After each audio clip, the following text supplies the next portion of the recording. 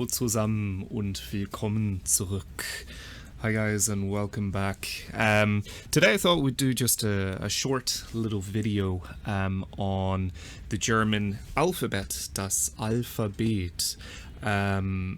But before we begin, I have to apologize if there's any background noise. Today we are having a thunderstorm in Hong Kong, so you may hear some thunder, you may hear the crack of lightning, and you may also hear the pitter-patter of constant rain falling on my air conditioning unit, which is unfortunately right next to where I record videos.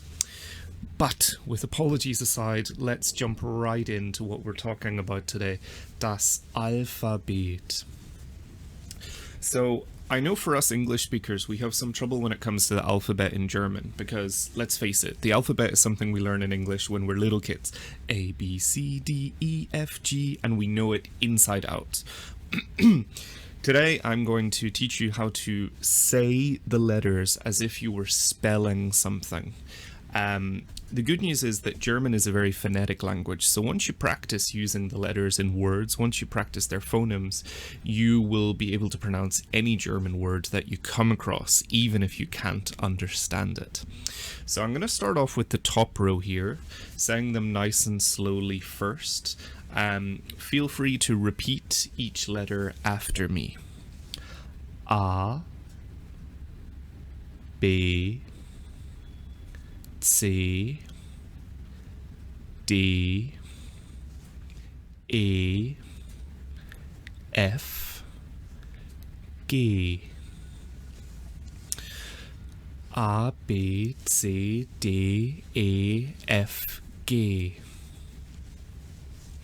I think there are two here that can be a little bit tricky for English speakers, and the first is the pronunciation of the letter C in German. C, C.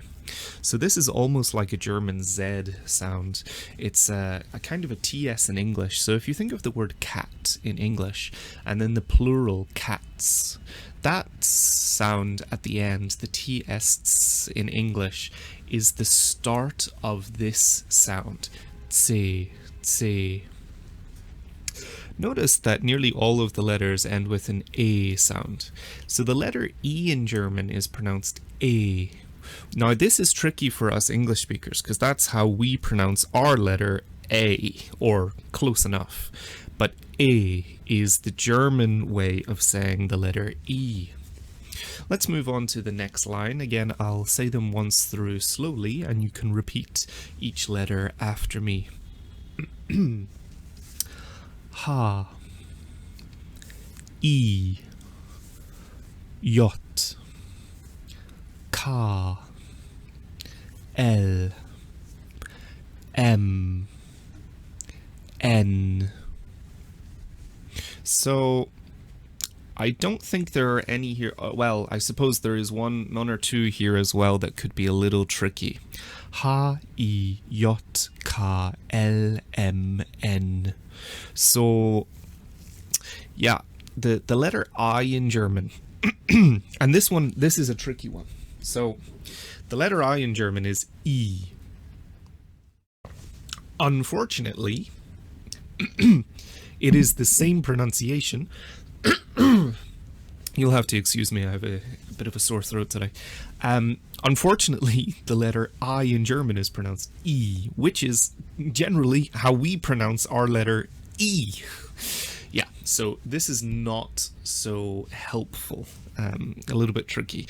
So remember, if you hear E in German, it's not the English letter E, but the English letter I, the German letter I. Just on a side note as well, J in German, J. Remember that in German, J is almost always a soft J, so it's pronounced like in English, Y. Y, Y. Okay, let's move on to the next line. O, P, Q, R, S, T, U. Okay, so here shouldn't be anything too unusual. I guess the one to focus on would be R in German. Er. Er. So the R in German has a couple of different pronunciations, and some of them depend on what dialect of German you're learning. For Hochdeutsch, Standard German, I guess the most common pronunciation of R is a kind of guttural R that comes from the back of your throat. It's almost pronounced in the same position where you pronounce the letter H. Huh, huh. If you can feel where you pronounce huh, you want to kind of almost form your R's in the same position. R, r, r. This is how we pronounce R in German. So it's pronounced much further back than it is in English. So in English, we would pronounce R, R, right up in the front of our mouth. But for German, we're going to take that right back to our throat. R, R, R. But like I said, it really depends on the dialect of German that you learn. I believe in Austrian German, they roll their R's, like R, R, R. I'm not 100% on this, but I know there are some variations in how the R is pronounced. But for Hochdeutsch, stick to that throaty R sound. Let's move on to our next line. Vau, V, X, Y, Z. Vau, V. Vau, V. I always remember these in this order because that's short for Volkswagen, VW, Vau, V. So sometimes I forget how to pronounce V and how to pronounce W in German. So in my head I always say Vau, V, and then I remember that Vau is V and V is W. Another interesting one to note here is Y. Y. Y. I believe this pronunciation of this letter, or the name of this letter, comes from Greek, Epsilon. The letter Y almost never appears in German, or at least very rarely. Then we have Z, or Z if you're American, Z. Again, that TS is the same as the letter C, the same pronunciation that we talked about, Z. Our very last row contains the special letters that German has that we don't have in English. So we have E, Ö, Ü, and SZ. So the very first one, E.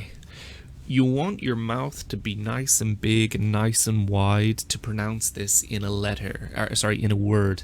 E, Äpfel, Äpfel, apples. So we're making our mouth nice and big. We have a similar sound in English, so this one isn't usually too tricky for English speakers. E, and it's almost pronounced like a German E or German EH. E. It's almost the same. There's an ever so slight difference in there, but if you're having trouble hearing the difference or pronouncing the difference, just think of it as a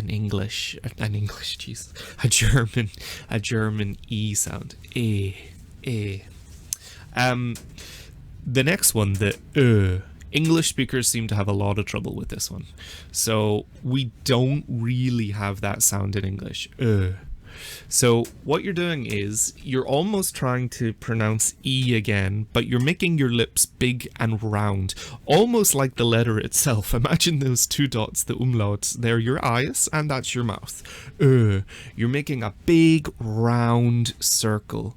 Look at yourself in the mirror while you do this. You want to look like somewhere in between a camel and...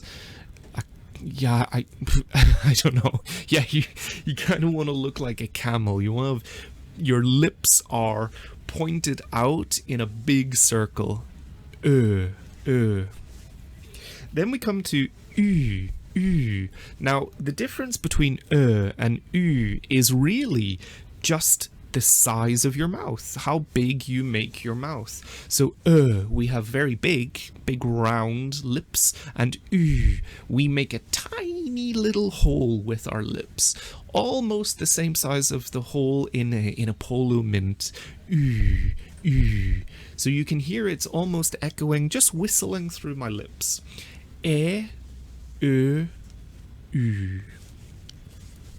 Then finally, our last letter is a bit of a funky one that exists in German. It's called SZ. It's also known as scharfes S, a sharp S. This is more or less, it's a letter that stands for two S's together. So if you see it, you pronounce it like it's two S's.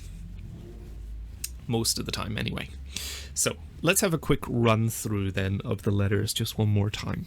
Oh, actually, before I do that, I should say that when you're spelling something, if you find it a little bit difficult to say the umlaut letters, U, what you can do is say A mit Umlaut, or O mit Umlaut, or Ü mit Umlaut.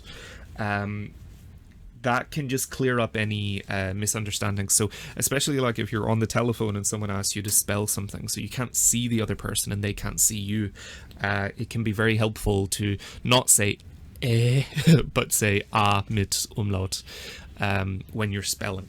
Anyway, let's have a run through. A, B, C, D, E, F, G, H, I, J, K, L, M, N, O, P, Q, R, S, T, U, V, W, X, Y, Z. A mit Umlaut, O mit Umlaut, U mit Umlaut und SZ. Okay, so let's actually have some practical use of the alphabet. Wie buchstabiert man deinen Namen? Or ihren Namen. Wie buchstabiert man deinen Namen? Wie buchstabiert man ihren Namen? How does one spell your name? Depending on the level of formality, you will either use the informal deinen for your, or the formal ihren for your. In the world of the internet and social media, it's safe to pretty much go with deinen. So if I'm speaking directly to you, I would most likely say deinen if I'm speaking to one person. Wie buchstabiert man deinen Namen? You may ask me that. You may say, wie buchstabiert man deinen Namen? And I'll say, mein Name ist Ruben. Ich buchstabiere meinen Namen so. R, E, U, B, E, N. Wie buchstabiert man deinen Namen? R, E, U, B, E, N. So, I'm going to ask you that question again. You can pause the video and answer me. Wie buchstabiert man deinen Namen? Wunderbar. Ja, du hast wirklich gut gemacht. Perfect. Perfect pronunciation. Although I can't hear you. Alright guys, look, we'll finish up the video for today. Thanks very much for coming back, I should say. Thanks very much for coming back and watching another one. I hope that you found this video useful. Feel free to like the video and subscribe to keep up to date with any other videos that I make in the future. At the moment, I'm kind of doing these randomly, like any idea that pops into my head, any aspect of German I think, that could be quite interesting. I'm just doing it completely randomly. So if you would like to join me on this kind of random adventure through different pinpoints of German, different aspects of German, please do subscribe to follow along. So we'll say goodbye for now. Ja, also tschüss, ciao. Und bis zum nächsten Mal. See you then. Bye bye.